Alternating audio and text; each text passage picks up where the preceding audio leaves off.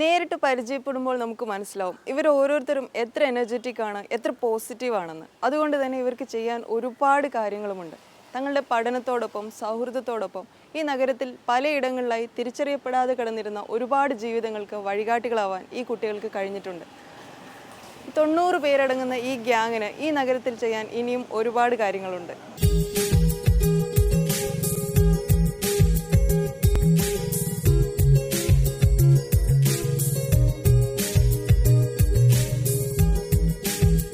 ഈ എസ് എന്നുള്ള സംഘടന ഇവിടെ ആരംഭിക്കുന്നതിന് മുമ്പ് തന്നെ വർഷങ്ങളായി ഇതിലെ മുൻപന്തിയിൽ നിൽക്കുന്ന ആളുകൾ ഇവിടെ വരുമായിരുന്നു.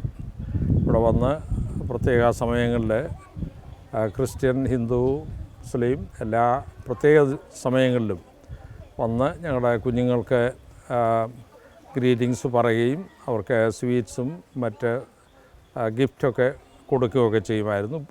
ബുക്കുകൾ വിതരണം ചെയ്യാനും ക്യാൻഡിയും കേക്കും വേണ്ട എല്ലാം കൊണ്ടുവന്ന് അവർക്ക് സെർവ് ചെയ്യുമായിരുന്നു. അതൊരു നല്ല കാര്യമായിട്ട് എനിക്ക് തോന്നി.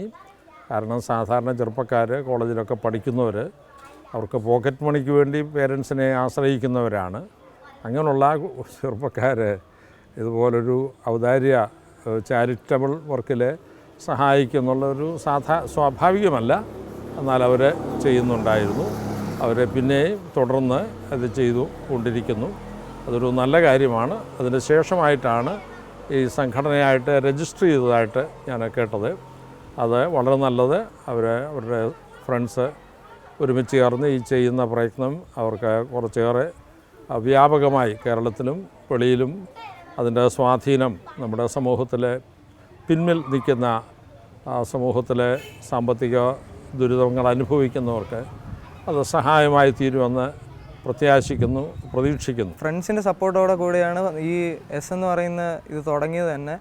ഫേസ്ബുക്കും ബാക്കി വെബ് പേജും എല്ലാം തുടങ്ങിയത് ഫ്രണ്ട്സിൻ്റെ സപ്പോർട്ടോടെ കൂടെയാണ്. എല്ലാവരും ഈ ഫ്രണ്ട്സ് വഴിയാണ് എല്ലാം നമ്മൾ അറിയുന്നതും കാര്യങ്ങളും എല്ലാം ഫ്രണ്ട്സ് വഴിയാണ്. അവർ ഒരുപാട് നമ്മളെ സഹായിച്ചിട്ടുണ്ട്. ഇനിയും ഫ്രണ്ട്സ് വന്ന് ഞങ്ങളെ സഹായിക്കുമെന്ന് ഞങ്ങൾ വിചാരിക്കുന്നു. ഞാൻ എസിൻ്റെ ഇപ്പം പുതിയൊരു മെമ്പറാണ്. ഞാൻ എൻ്റെ ഫ്രണ്ട്സ് പറഞ്ഞിട്ടാണ് ഞാൻ ഇത് അറിഞ്ഞിരിക്കുന്നത് ഈ ഗ്രൂപ്പിനെ കുറിച്ച്.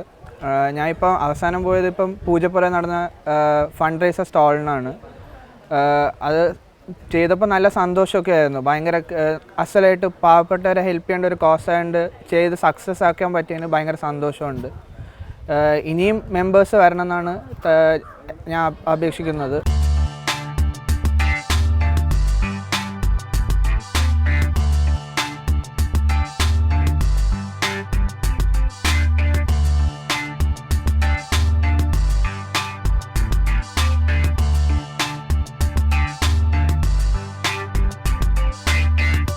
എനിക്ക് മെയിൻലി ഒരു മെസ്സേജ് പറയാനുള്ളത് നമ്മുടെ ലോകത്തുള്ള എല്ലാ യങ്സ്റ്റേഴ്സിനും കൂടിയാണ്. മെയിൻലി ഇപ്പോൾ യങ്സ്റ്റേഴ്സ് എന്ന് പറയുന്നത് കാശ് ദൂർത്തടിച്ച് തീർക്കുക എന്നുള്ളൊരു കൺസെപ്റ്റാണ് പാരൻസിൻ്റേതായാലും നമ്മുടെ സമൂഹത്തിൻ്റേതായാലും. അപ്പോൾ നമ്മൾ ചിലവഴിക്കേണ്ടെന്നല്ല പറയുന്നത്, ചിലവഴിക്കാം. പക്ഷേ അതിനൊരു ചിലവഴിക്കുന്നതിൽ ഒരു 10% അല്ലെങ്കിൽ ഒരു 20%, 1 രൂപയെങ്കിലും ഒരാൾ 1 രൂപ വെച്ച് മാറ്റിയാൽ ചിലപ്പോൾ അത് പല ആൾക്കാരുടെയും ജീവൻ രക്ഷിക്കാനും അവരെ സഹായിക്കാനും നമുക്ക് കഴിയും. അങ്ങനെ ഓരോരുത്തരും എല്ലാ പേരും അങ്ങനെയൊക്കെ ചിന്തിക്കുകയാണെന്നുണ്ടെങ്കിൽ ഒരു 10-15 വർഷം കൊണ്ട് നമ്മളെ ലോകത്തെ എല്ലാ പേരെയും നമുക്ക് രക്ഷിക്കാൻ കഴിയുമെന്ന് ഞാൻ പ്രതീക്ഷിക്കുന്നു. യെസ്, ഒരു ഓർഗനൈസേഷൻ എന്ന നിലയിൽ അതിൻ്റെ ആശയങ്ങൾ ശക്തമാണ്. മുന്നോട്ട് പോകാനുള്ള തീരുമാനവും ശക്തമാണ്. പുതിയ കൂട്ടുകാർ ഇതിലേക്ക് വന്നേക്കാം, പുതിയ ആശയങ്ങൾ ഉണ്ടായേക്കാം. ചെയ്യാൻ ഒരുപാട് കാര്യങ്ങളുണ്ട്, ഒരുപാട് നന്മകളുണ്ട്. പഠിക്കുക മാത്രമല്ല, പ്രവർത്തിക്കുക മാത്രമല്ല, ചെയ്യുന്ന ഓരോ കാര്യങ്ങളിലും സന്തോഷവും സംതൃപ്തിയും കണ്ടെത്തിക്കൊണ്ട് മറ്റുള്ളവരുടെ ജീവിതം അടുത്തറിഞ്ഞുകൊണ്ട് ഒരു വ്യക്തി എന്ന നിലയിൽ മറ്റൊരു തലത്തിൽ വളരാൻ ഇവർക്കാവുന്നുണ്ട്.